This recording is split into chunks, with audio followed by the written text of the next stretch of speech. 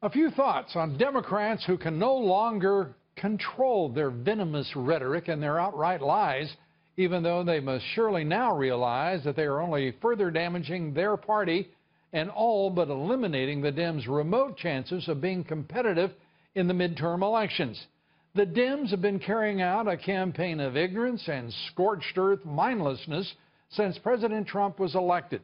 Obama's failed administration worked in its final months to insinuate Trump collusion with the Russians. The Dems screamed for recounts. And before the president's inaugural, Congressman John Lewis declared Trump not to be a, quote, legitimate president.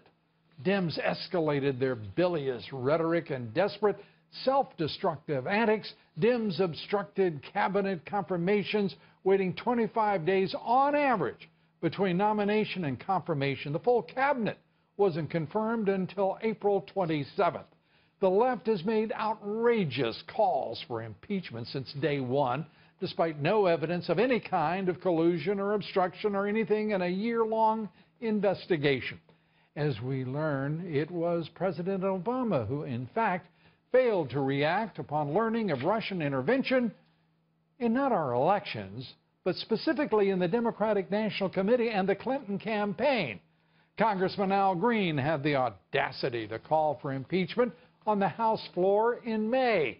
Congressman Brad Sherman lost his mind and last month actually went so far as to draft an article of impeachment.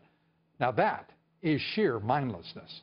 Last month, nearly 200 Democrats filed a lawsuit against the president claiming he is violating the emoluments clause, knowing full well there are no such grounds and that they were only adding to the weight of the Dems' brand as for losers only.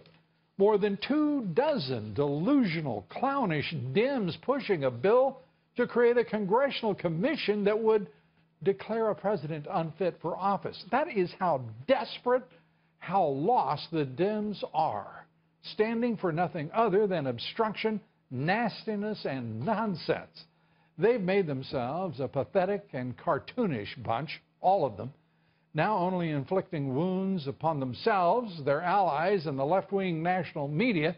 Senator Sherman and Leader Pelosi have finally outdone themselves and their party, and in so doing have at long last served the national interest beautifully.